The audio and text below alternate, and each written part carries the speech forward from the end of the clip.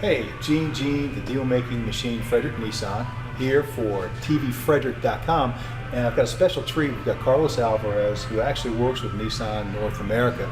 Carlos is going to give us the status of where Nissan is right now, what we can expect in the next few years, and then beyond that. Carlos, how are we doing right now as far as a company? Oh, Nissan's doing great. One of the things about Nissan was 10 years ago when we united with Renault, we shared technologies. We also did benchmarking, which drove the cost of our parts down. So that way we have some of the most competitive product out there at the best price. So that's been a great alliance. And one of the things I'm happy to talk about is that our new electric vehicle that's coming out next year. And those will be made in the United States. They'll go over 100 miles before you need a charge. Now they'll be 5-passenger. And in terms of price, it'll be very competitive. So that's the next step for Nissan. Now, how would that work as far as the charging stations go? I know you'll be able to plug it into your house, presumably. Right. Tell me a little bit about that plug. Is it? I've heard it's like a dryer plug outlet. Yeah. The way the car is going to work, you'll be able to charge it on 110, 220, and 440. 440 is commercial. On a 220, which is what your dryer uses at home, you could charge the car in approximately 4 hours. On a commercial 440, you'll be able to do an 80% charge in about 26 minutes. So what's going to happen is the future of these electric cars is you go somewhere like DC or even here, because Frederick Nissan will have those commercial chargers. The customer will be able to come in, sit down, grab a cup of coffee, sit in your lounge, 20-25 minutes, do a charge on their car.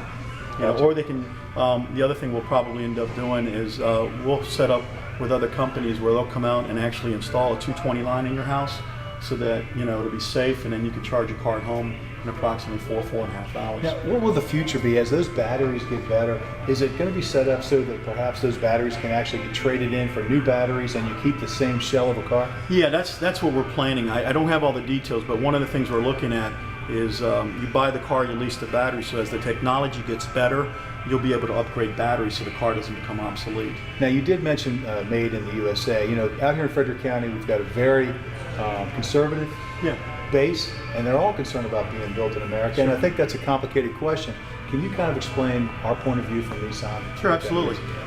What happened with us was we all remember that great President Reagan, right?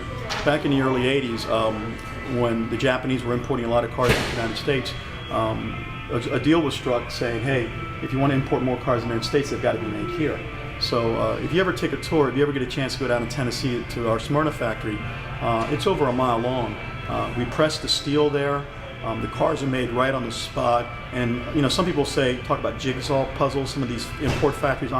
We roll the steel, we make the doors, we make the frames. Everything's done in-house. We have an engine facility in Deckard, Tennessee that supplies many of the engines for these vehicles. So that factory employs over 10,000 people, 10,000 Americans.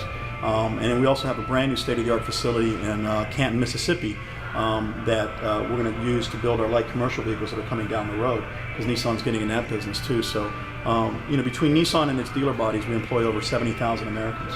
And that's going to grow as our market share in the United States grows. Some would say that's all well and good, but the profits go back to Japan. Really, it's more complicated than that, isn't it? You can buy stock in Nissan right now. Listen, you can buy Nissan stock. It's NSANY. I just checked it today to see how it's doing. It's up.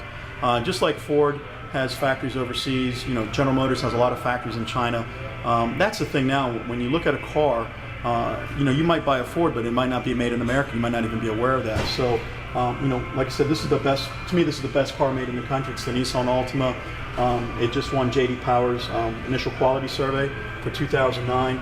So, it beat out the Accord. It beat out the Camry. This car's made in America. Now, a lot of people don't know that if you look at the serial number on a car, the very first digit is going to tell you where that car is made. That's correct. So, for example, this Altima has got a 1 in it. Every car made in America will say 1. If it's built in Japan, it'll have a J there. So take a look and see where your car was made.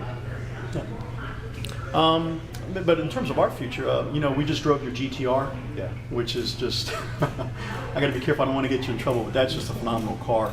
So that's one great thing about Nissan. We have cars starting at $9,995, with a 1.6 Versa base car. It's a stick shift car for $9,995 MSRP plus destination handling. Now with that cash for clunkers, you can sell that car for $6,000. We just did a little bit of math. There's about 17,000 dealers in the United States, and you kind of gave me a shocking statistic on when Nissan thinks the money will run out. Yeah, well, if you look at it this way, the government budgeted $1 billion the average, you can either get a $3,500 amount or a $4,500 depending on the gas mileage difference.